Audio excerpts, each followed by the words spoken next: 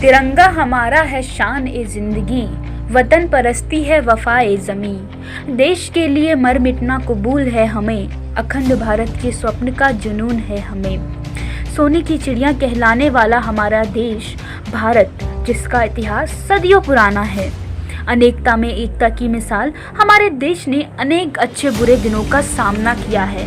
पाकिस्तानी सेना ने के साथ भारतीय सेना की 4 मुलाकातें युद्ध भूमि में तो हुई ही, कुछ और मोर्चे भी हैं जहां हिंदुस्तान के बहादुरों ने पाकिस्तान के मंसूबों पर पानी फेर दिया। सियाचिन का मोर्चा भी इसी तरह का एक मोर्चा है, जिसमें जम्मू कश्मीर लाइट इन्फेंट्री के 8वें दस्ते के नायब सूबेदार बाना सिंह को उनकी चतुराई, पराक्रम और साहस के लिए भारत सरकार द्वारा परमवीर चक्र दिया गया। आदरणीय बहादुर बाना सिंह का जन्म 6 जनवरी 1949 को जम्मू कश्मीर के कदियाल जिले में हुआ। उनका कहना है कि उनको सैनिक बनने का जुनून अपने चाचा जी द्वारा मिला। 6 जनवरी 1969 को उनका सैनिक जीवन जम्मू कश्मीर लाइट इन्फेंट्री में शुरू हुआ। सियाचिन समुद्र तल से 21,153 फीट की ऊंचाई पर स्थित पर्वत श्रेणी, जहां 40 से 60 किलोमीटर प्रति घंटे की रफ्तार से बर्फानी हवाएं चलती है और जहां अधिकतम तापमान -35 डिग्री सेल्सियस होता है। वहां की स्थितियों के बारे में क्या अंदाजा लगाया जा सकता है, लेकिन यह सच है कि यह भारत के लिए महत्वपूर्ण जगह है। सियाचिन ग्लेशियर में पाकिस्तानी सेना लगातार गलत तरीके से घुसपैठ करती आई है।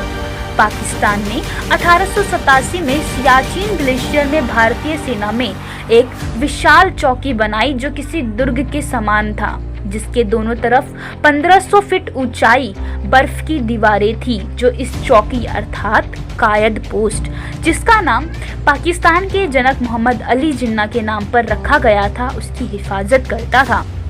पाकिस्तान ने भारतीय सेना में अतिक्रमण किया था, इसलिए भारतीय सेना को जवाब तो देना ही था और जवाब यह था कि इस चौकी को हटाया जाए।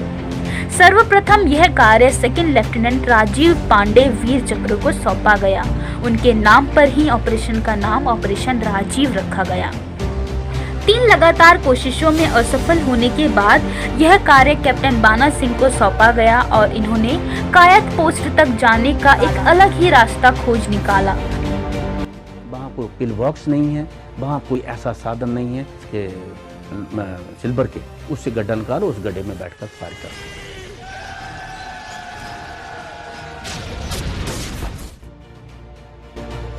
उनके बेमिसाल साहस और नेतृत्व को देखकर टीम के लोग काफी प्रभावित हुए। बर्फ की दीवार पर रेंगते हुए चढ़े और दुश्मन पर ग्रेनेड फेंकने लगे।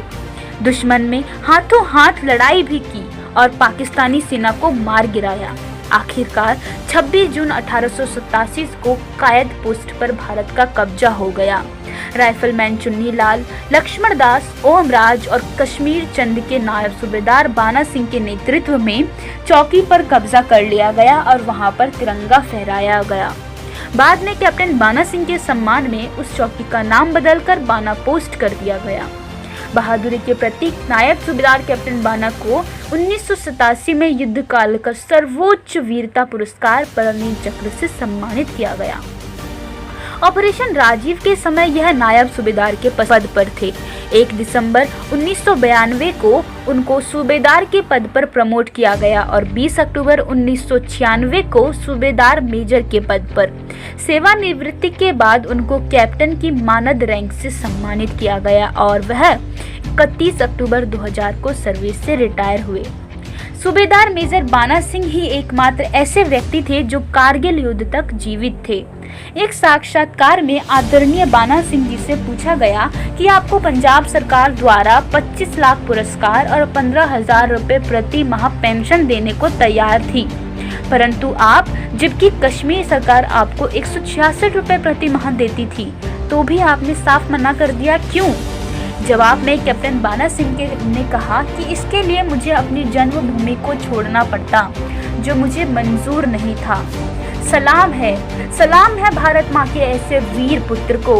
जय हिंद, जय भारत।